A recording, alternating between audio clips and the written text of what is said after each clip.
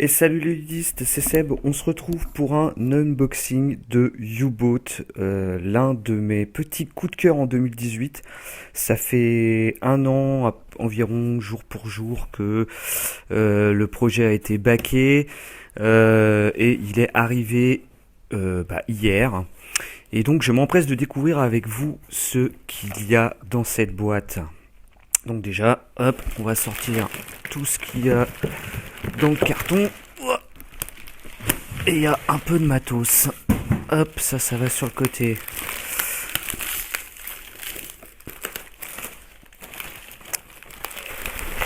Hop là.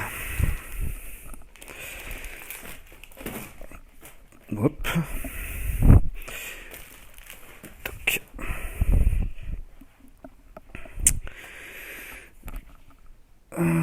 Hop. Toc. Alors.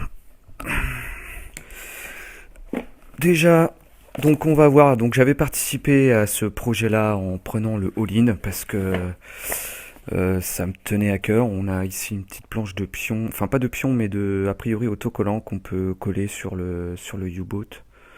Je sais pas trop, je verrai ça. Hop. Ensuite, on a donc le tapis. Alors, on verra le tapis après. Ce sera plus simple avant d'ouvrir la boîte. Donc là déjà, on a les instruments. Alors, les petits instruments en bois. Donc ça va indiquer la vitesse du U-boat quand il sera sous l'eau. Et de l'autre côté, on aura la vitesse du U-boat quand il sera hors de l'eau, quoi, quand il naviguera hors de l'eau. On a le rapporteur pour indiquer dans quelle direction on va pouvoir aller.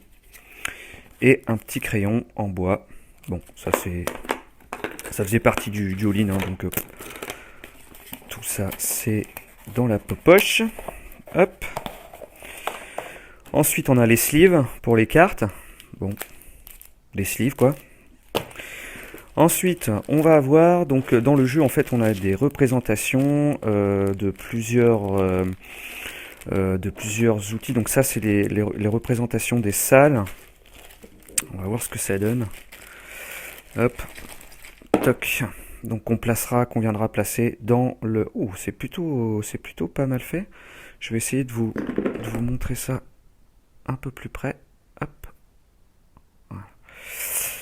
C'est plutôt précis. Bon, j'ai un peu peur que ça gêne plus qu'autre chose quand on déplacera les marins dans le U-boat, mais bon, c'était donc ça. Ensuite, ça doit être la partie des moteurs électriques, je pense. Ça doit être la salle des machines, la partie moteur thermique, diesel. Hop. Ça doit être le centre de communication. Ça va être un peu galère à peindre, ça. Je sais pas si je vais vraiment le peindre. On verra bien. Hop. Ça, c'est la cuisine, puisque dans U-Boat, vous devrez gérer le repas de vos marins, qui servira notamment à baisser, enfin à monter le moral, mais en termes de mécanique de jeu, ça va être baisser le pion moral pour que vous ayez un moral meilleur. Tiens, ça doit être le périscope.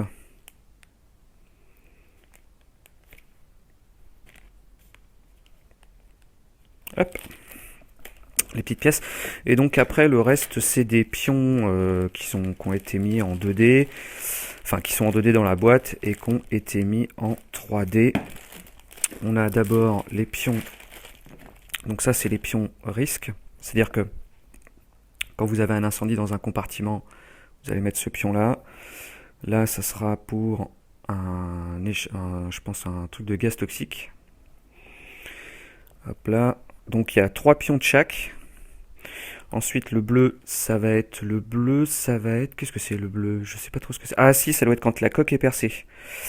Si on subit des dégâts et que la coque se perce, on mettra ça dans le compartiment en question. On a...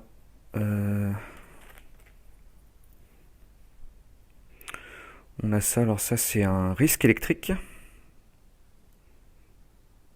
Donc genre une ampoule qui pète ou un truc comme ça. Hop. Donc ça c'est le même. Et alors après on a 3 supports. Alors je sais pas ce que c'est que ces supports. C'est étonnant. On a 3 supports, donc je sais pas. Ah si, ça doit être un. Je sais pas ce que c'est, mais ça doit représenter effectivement je pense un problème. Je sais pas trop ce que c'est comme problème. Bon, je verrai ça. Ah si, ça doit être l'ampoule cassée, ça. Ça doit être l'ampoule électrique qui est brisée. Hop. Toc. Hop là, on remet ça dedans. Toc. Toc. Alors ensuite, qu'est-ce que c'est que ça? Alors ça doit être, à mon avis, ce qui va vous servir à réparer, puisque vous avez une caisse à outils, donc qui sera représentée. Alors ça, ce sont les caisses à outils qui sont évidemment dans des compartiments au début de jeu et qu'il faudra aller chercher si les caisses à outils ne sont pas dans les compartiments en question. Et alors après, je pense que c'est ce qui est nécessaire pour pouvoir réparer les différents problèmes qui surviendront dans le U-Boot. Donc là, vous avez la réparation de la lampe, je suppose. Ça doit être quand vous avez la coque de percée. Ça doit être quand vous avez un incendie. Ça, je sais pas trop ce que ça représente. On dirait le manche d'un je sais pas trop, On verra bien, je verrai bien dans la lecture des règles en vous présentant les règles. Hop, je remets dedans. Alors ensuite, avant d'ouvrir la boîte, je vais vous montrer le tapis de jeu. Hop là. Alors je sais pas comment. Hop.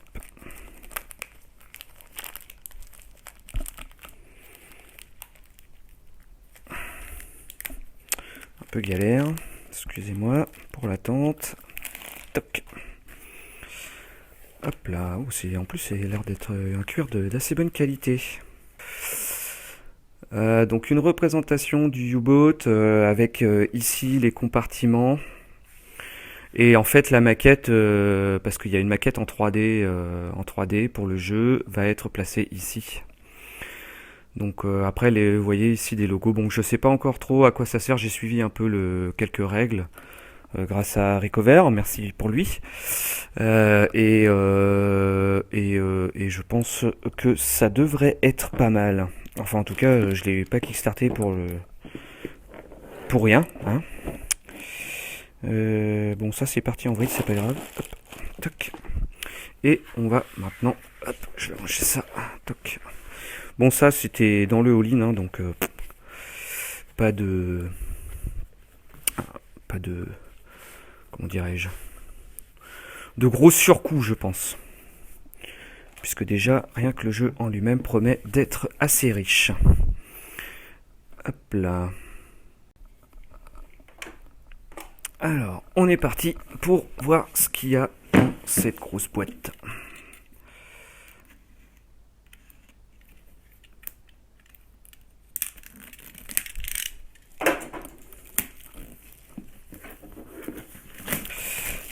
Hop là. Donc c'est en français, c'est édité par Asynchron. Donc généralement c'est une maison d'édition qui a tendance à faire beaucoup de jeux sur les différentes périodes historiques. Pour lesquels alors le seul que j'ai de cet éditeur, c'est la Venise du Nord, mais la Venise du Nord c'est un peu particulier puisque c'est Seb Duge, et Seb Duge, j'ai un petit coup de cœur pour lui. Et autrement, je n'ai pas de jeu de stratégie ou en tout cas de wargame issu de cette boîte d'édition. Donc je suis ravi de pouvoir aider Asynchron et en plus de pouvoir avoir cette boîte. Donc dans cette boîte, qu'est-ce qu'on a? Alors, on va avoir pas mal de matos. Donc le guide tactique. À mon avis, un guide plutôt intéressant parce que, alors, pour être franc, je ne suis pas du tout un spécialiste des sous-marins, donc je pense que ça va nous indiquer très probablement les termes. Alors, c'est un jeu de coopératif, donc ce qui va être primordial dans ce jeu, ça va être l'interaction avec les joueurs. Il va falloir, à mon avis, avoir des ordres précis et faire les choses dans l'ordre pour éviter que ça soit la pagaille autour de la table. Donc ça, à mon avis, je pense que c'est à lire en premier, hein. Alors c'est un jeu qui peut jouer en solo, de 1 à 4 joueurs. Alors ça fait peut-être un peu beaucoup pour un solo, mais je pense qu'il faudra quand même quelques parties d'apprentissage pour pouvoir vraiment sentir tout le sel du jeu. Hop. Donc le guide tactique. Ensuite on a le guide des règles. Donc, le guide des règles est assez épais. Ouh là là, ça fait 50 pages. Donc je pense que bon, je pense qu'il y a quand même pas mal, ouais, voilà, il y a quand même pas mal de représentations, de glossaires, hein, comment installer le U-boat. Il n'y avait pas tout ça effectivement dans les règles que j'avais vues, voilà, la mise en place. Vous voyez, on n'en a pas forcément besoin du, du tapis de jeu, mais bon, là c'est un plus. Et alors la particularité de ce jeu, pardon, c'est qu'il se joue avec une application. Vous ne pouvez pas jouer à ce jeu sans cette application. Et cette application va gérer notamment déjà tout ce qui va être observation. Donc vous allez pouvoir voir, alors je sais pas, peut-être que je ferai une vidéo de présentation de l'application, mais ça va vous indiquer, vous allez pouvoir voir à travers le périscope, ça va vous indiquer les événements à survenir. En fait, c'est un système où chaque joueur va gérer 8 équipages représentés par 4 pions. Et donc, quand il y a une cloche, boum, ça, vous passez c'est quatre, en fait, c'est 2 équipages de 4 qui se relaient.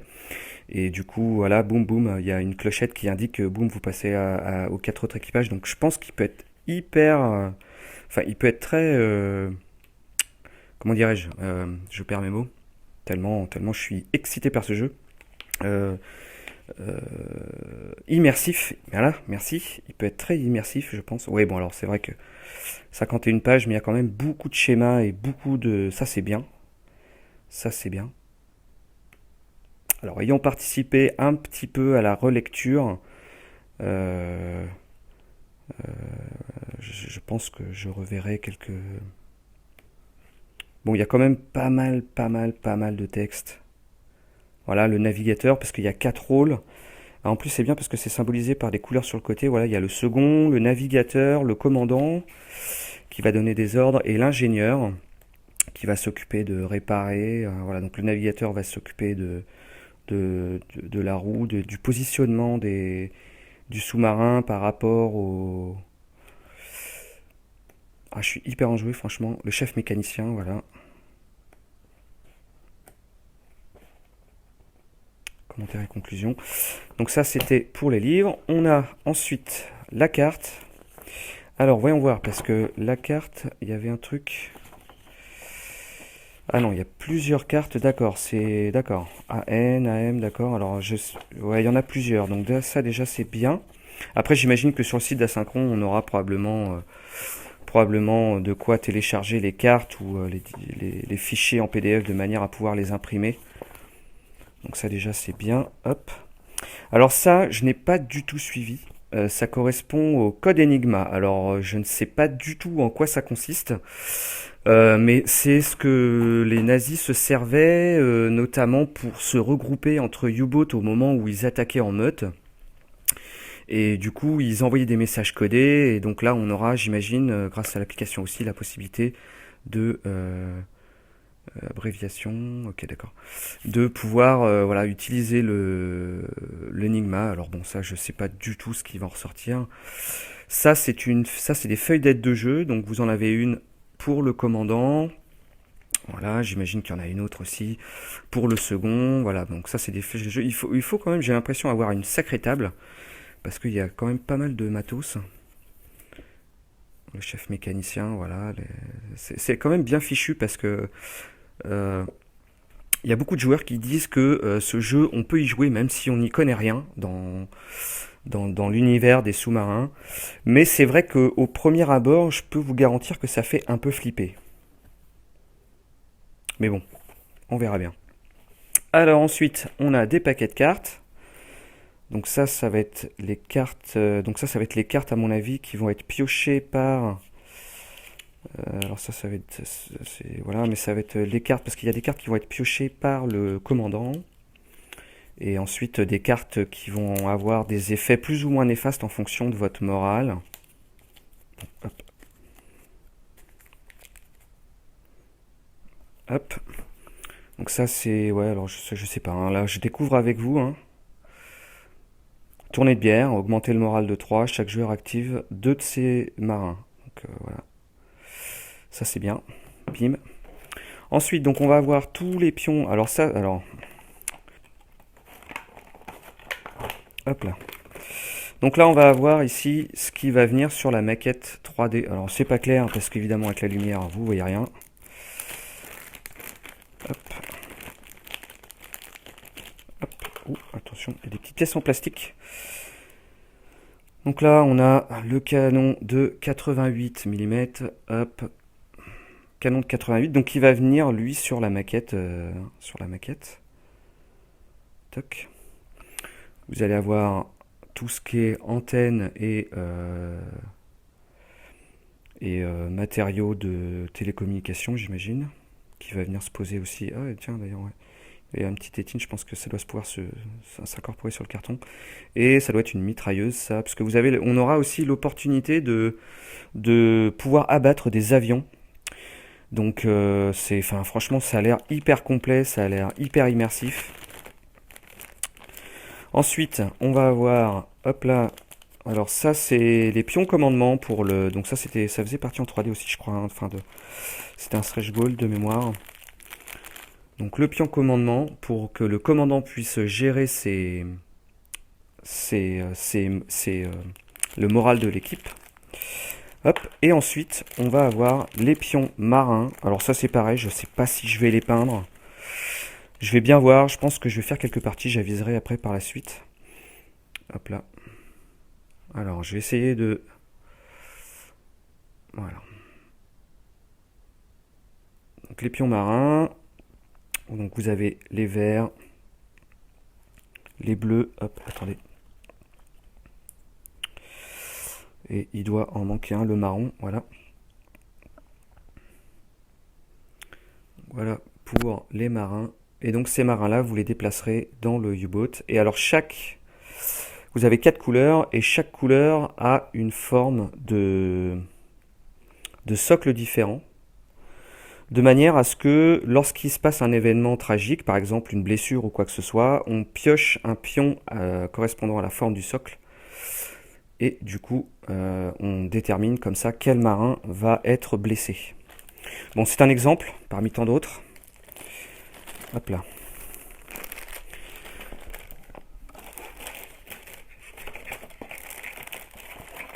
Alors, hop, ça c'est bon, toc. Ensuite, une petite pochette, donc ça va être pour... Tiens, il y a quelque chose à l'intérieur.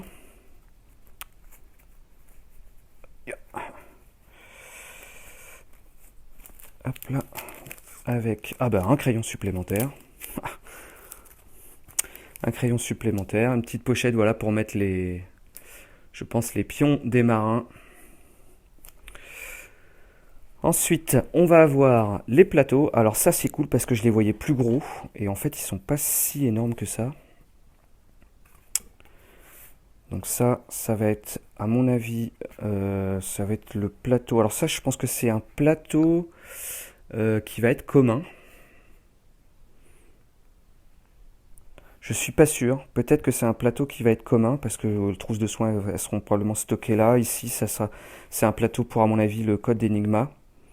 Ou à moins que ça soit géré par un opérateur, je sais pas. Hop.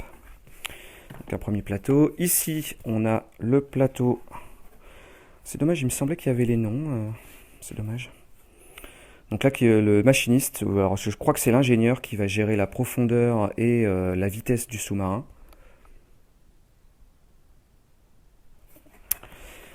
Deuxième plateau. Je vais continuer sur les plateaux. Ici, on a le plateau. Alors ça, c'est le plateau du commandant. Putain, franchement, c'est chouette parce que j'avais vu le prototype. Je m'attendais pas à ce que ça soit si chouette. Donc le plateau du commandant, vous voyez ici avec la piste de morale. Et donc chaque fois que vous allez passer une flèche, boum, vous allez tirer une carte morale. Après bon, je sais pas trop encore exactement comment ça se joue. Et le plateau du navigateur. Voilà. Hop. Qui lui va gérer, donc le navigateur, lui, il va gérer la bouffe qui va être stockée ici. Donc c'est lui qui va faire qui va avoir un opérateur qui va pouvoir cuisiner. Ici, vous avez la carte tactique, donc en fait, vous allez pouvoir placer votre sous-marin en fonction de l'orientation et de la vitesse des autres des bateaux de marchands ou bien des bateaux ennemis. Voilà, et ensuite, toute cette partie-là, généralement, c'est pour vos opérateurs. Vous allez gérer. C'est pour ça qu'il y a des cases en haut et des cases en bas. Je ne sais pas si ça se voit très bien. Mais vous avez des cercles en haut et des cercles en bas, puisque vous allez avoir une plaquette, par exemple, comme ceci. Voilà. Vous allez avoir donc une plaquette comme ceci, et vos opérateurs, je vais le faire comme ça. En fait, vos opérateurs, voilà, et quand la cloche de l'application sonnera, vous les retournerez, et vous pourrez utiliser vos quatre autres opérateurs. Hop. Donc on a forcément 4. 4, alors 4 quelque part. On a 4 quelque part en théorie. Voilà, qui correspond à chaque couleur. Marron, blanc et vert. Hop, alors ensuite on a des planches de... Alors toujours des poches. Des pochettes, ça j'aime bien. Hein. Des pochettes pour mettre les pions. On voit que ça a pas mal bougé. Hop. Ensuite on a... Donc c'est ce qui va constituer la roue. Avec les petits pions de la roue. Qui va permettre de connaître l'orientation du sous-marin, la direction que vous allez donner au sous-marin pour avancer. Et aussi, il y a une autre roue normalement qui ne doit pas être dépunchée, je ne sais pas où elle est. Je sais pas où elle est, qui va indiquer l'orientation et la vitesse des ennemis. Ça sera donné aussi grâce à l'application. Hop. Toc. On continue, donc toujours, alors ça c'est le petit bonus périglionné entre guillemets. Les pions, ça c'est en bois en fait, il y avait un petit stretch goal pour l'avoir en bois, mais on l'a aussi en carton. Avec les pions qui vont indiquer quels opérateurs vous avez activés. Une autre planche de pions, ah là voilà la deuxième roue, hop. Une autre planche de pion avec le type de gravité d'un incident. Parce que vos opérateurs pourront être malades aussi, donc pourront avoir des dégâts physiques. Voilà, et ça c'est le petit puzzle. Alors ça, je vous expliquerai dans les règles, mais en fait, il y a un moment où, quand il y a une brèche dans la coque, les joueurs doivent en tout cas, je crois que c'est un joueur ou tous les joueurs, je sais plus, doivent se dépêcher à reconstituer le puzzle, ce puzzle-là. Donc ça c'est assez rigolo, je suis vraiment joué par ce jeu et j'ai vraiment hâte d'y jouer. Hop, et ensuite les planches, ah voilà le quatrième, hop le bleu, toc. Et ensuite il y a les planches pour construire le sous-marin, qui est quand même assez grand, hein. De mémoire il doit faire environ 50 à 60 cm. Hop. Donc ouais, je vous cache pas mon enthousiasme autour de ce jeu que j'attends depuis un petit moment, puisque ça fait un an jour pour jour quasiment, hein, comme je vous disais en début de vidéo, que j'ai backé ce jeu. Je pense qu'il va être hyper immersif. Par contre, je pense que ça va nécessiter aussi un peu de, comment dirais-je, que les joueurs soient attentifs et soient un peu, alors pas au taquet, parce que bon, de toute manière, il y aura un apprentissage, hein, mais voilà, une certaine discipline, on va dire, pour s'imprégner et se faire à ce petit jeu. Tant qu'à faire, je vais mettre les pions dedans, il y a de la place. Hop. Le rouleau aussi, voilà, bim, ça c'est hyper bien aussi, bien pensé quand même. Franchement, les gars de Phalanx ont fait un super boulot.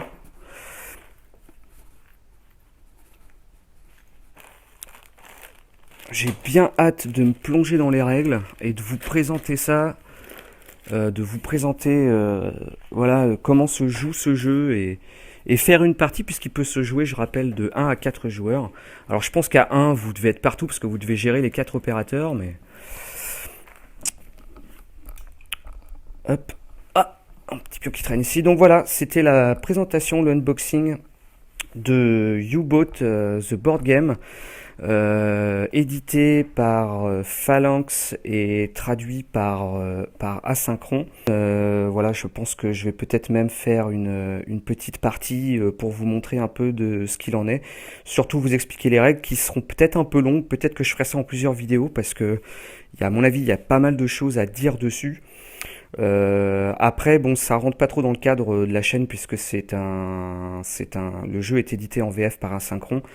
Mais ça sera probablement plus pour vous montrer comment se joue le jeu et pourquoi pas, voilà, on pourra se fixer des objectifs. Bref, il me tarde trop d'y jouer.